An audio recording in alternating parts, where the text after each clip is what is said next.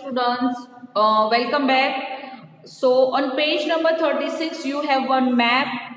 In there all the major cities of Indus Valley civilizations are explained over here. If you will zoom it properly, it cannot be seen it over here properly, मगर अगर आप zoom करोगे तो Harappan civilisation में जो भी major cities थे, जो इंडिया में कौन से थे, पाकिस्तान में कौन से थे, बलूचिस्तान में कौन से थे, वो सारी इंफॉर्मेशन आपको यहाँ पे मैप में दी थी. उस टाइम पे ये सारे सिटीज थे, सबसे सबसे पहले ये सारे डिस्कवर्ड हुए थे. ओके, अब हम बात करते हैं main features of Harappan civilisation. Harappan civilisation में क्या क्या हुआ था, सिटीज कैसे थे, वहां पे क्या क्या चीजें होती थी, घर कैसे थे, ड्रेनेज सिस्टम कैसे थे, वो सारे इंफॉर्मेशन अब आपको यहाँ पे मिलेगी. Okay, main features of Harappan civilization. The Harappan civilization was essentially and the urban civilization best known for its spectacular city planning and civic sense.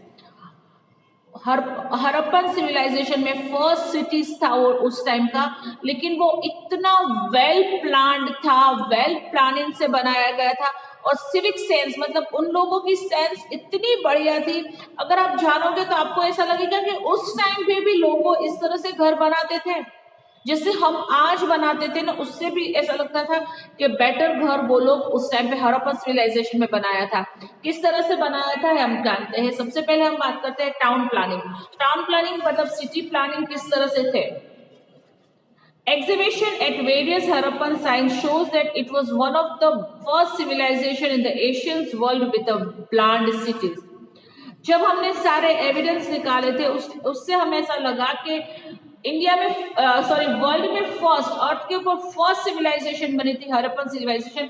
फिर भी उनके सिटीज इस तरह से प्लान किए गए थे, इस तरह से प्रॉपर सारी चीजें बनाई गई थी. फर्स्ट सिटीज था तो भी कुछ उनको सिटीज का प्लान नहीं था, उनको पास और नॉलेज नहीं था, उसके बावजूद इतना अच्छा हाउस मतलब सिटीज टाउन बनाया था.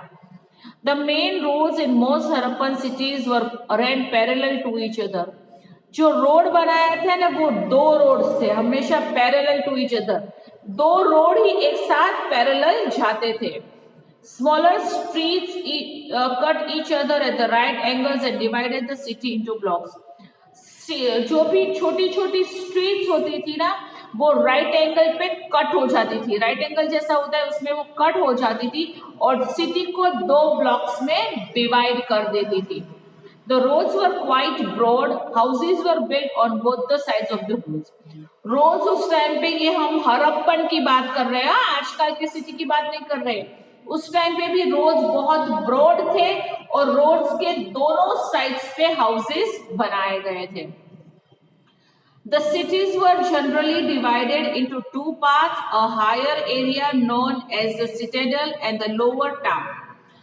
उस टाइम पे सिटीज को दो पार्ट में हम लोग डिवाइड करते थे. हायर एरिया, बड़ा वाला एरिया को हमको सिटाडेल कहते हैं, और लोअर टाइम, छोटे वाले एरिया को लोअर टाइम.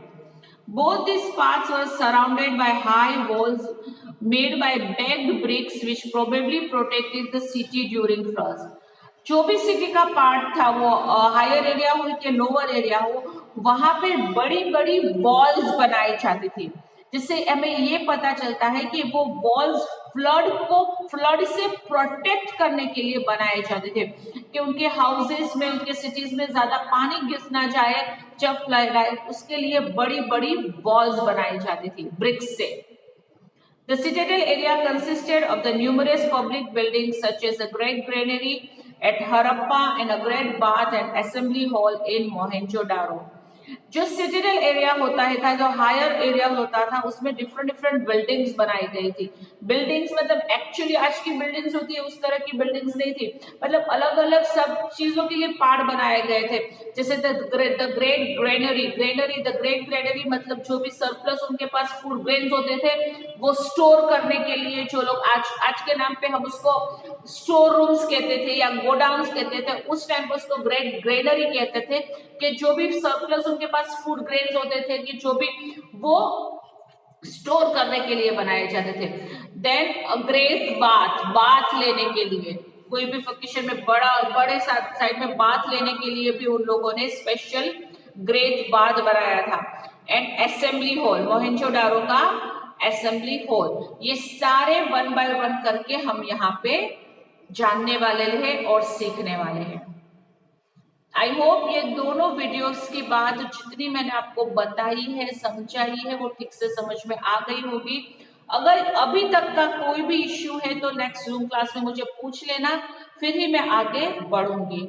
ओके, चलो, I catch you again very soon, till then bye bye.